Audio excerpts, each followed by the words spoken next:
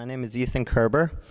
I grew up in New York at a time when the entire city was covered with paint. My parents are jewelers, and so there was this blend of influences between the fine craft of ornamental jewelry and the urban arts of graffiti. And from riding the train to the Bowery to see them, I really was influenced by these two movements, this ornamental kind of way of creating beauty through metalwork, and then this iron giants rolling through the subway that were covered with the expression of people that, didn't have access to show their work in museums or avenues to realize their creativity in a form that was more sophisticated than they can create with a spray paint.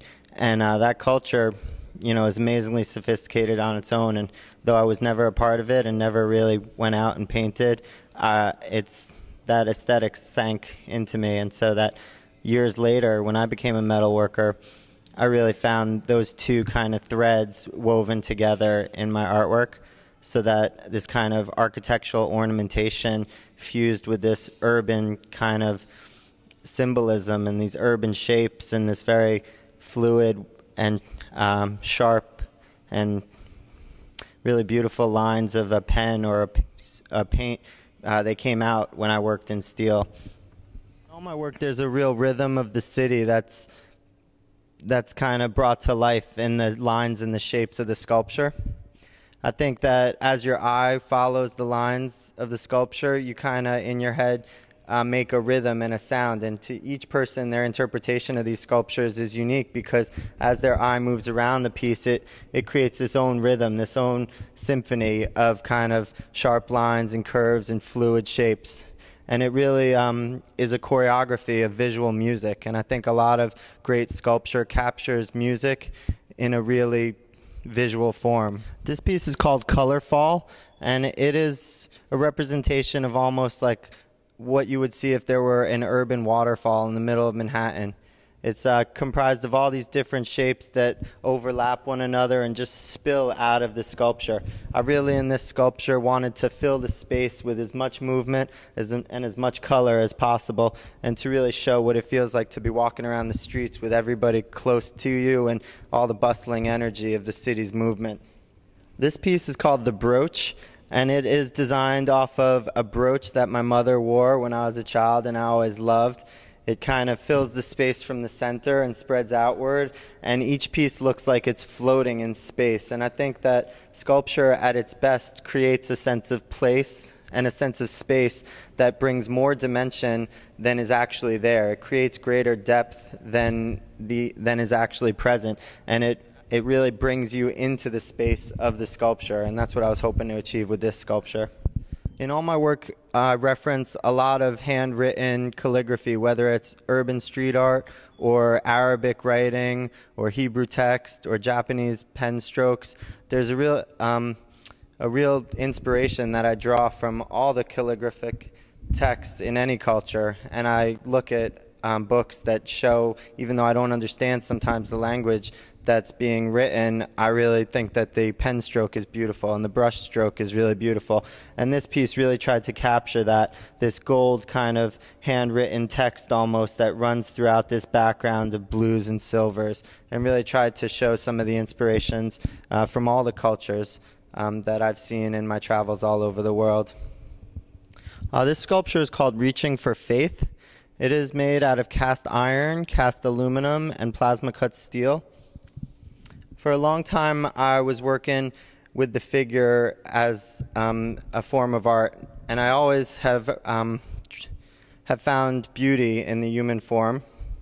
This model was wonderful, and she's represented in a lot of the sculpture that's shown in this work, and it showed her kind of reaching out to herself to try and find herself amidst this sea of kind of shapes and busyness. And what it really tried to, amidst all this energy and all this movement, there are some places that are much more filled with chaotic energy, and then these larger spaces that are much more just calm and mellow, and that's kind of like how life is, and that you kind of have to reach out to find yourself amidst all these different states of being, whether your life is going in a chaotic direction or in some of these larger, more calmer planes, that you're always really searching for your identity and reaching out to yourself to see who you are and what you really need to do to express that. And this piece really tries to capture Faith reaching for herself. In my work, I try to capture a sense of motion. And in these newer works, these mobiles, quite literally, there is motion in the piece. I just came off of doing a public art sculpture in Washington, D.C., a 25-foot ornamentation of an air intake vent. And after doing such a monumental, serious piece, I wanted to have something that was lighter and had more kind of playfulness in it. My sister just gave birth to a baby girl, a beautiful baby girl, and in thinking about what type of art babies and children look at, I became entranced with the idea of mobiles and actually quite literally putting motion and lightness into my pieces. And so when these pieces stand outdoors, you really can see the motion of the wind playing with them in a really beautiful way. And I think they are a new style in my work that I'll follow and see where it develops, because I really think they're beautiful. This piece is called Dreams of Faith. For me as an artist, a lot of time is spent daydreaming about creations that I might make one day. And this piece kind of shows a woman lying down, resting, relaxing, and dreaming of all the things that might come later in life or from her efforts. It really shows like all these diverse shapes, everything that kind of flows past her in her life that she affects and might be affected by, and shows, her thoughts as she lies in rest. This series of mirrors is called Urban Vanities. I quite literally want people to see themselves in my artwork, and by placing these unique kind of sketches of shapes and styles over these mirrors, people can quite literally see themselves reflected in my artwork. Behind the pieces, there's a paint on the background so that there's a very subtle kind of reflection and a drop shadow to the shapes that creates a real sense of depth to the work. And that's a common technique in spray, in graffiti, to have these drop shadows. And that's something that I've always loved, this method of creating three-dimensional space out of a two-dimensional form. And the most powerful art really looks like it, drops into the wall and extends beyond the space that it physically exists in. It's called Connections, and it shows quite literally this connection of energy between people as they reach out to feel where they are in space in relationship to other people. You can see there's a very deep patina on this piece, which I love. I'm getting more and more into this very, very dark patinas that only really comes through time outside.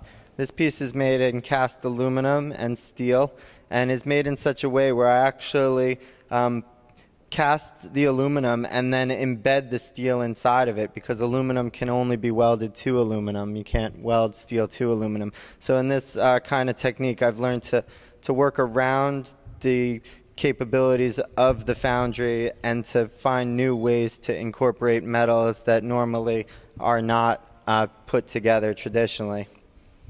It's a really beautiful piece that captures the motion of a hand almost as you would see it reaching outside a window and feeling the air rushing past it, or reaching out to a neighbor to shake their hand and say hello. It quite literally draws these connections in space between people. And I think art is all about connecting with other people, with sharing your expression, with sharing your ideas, and at its best is a form of really strengthening community and, sharing your diversity while building kind of a unity and a community and connections and really strengthening communities.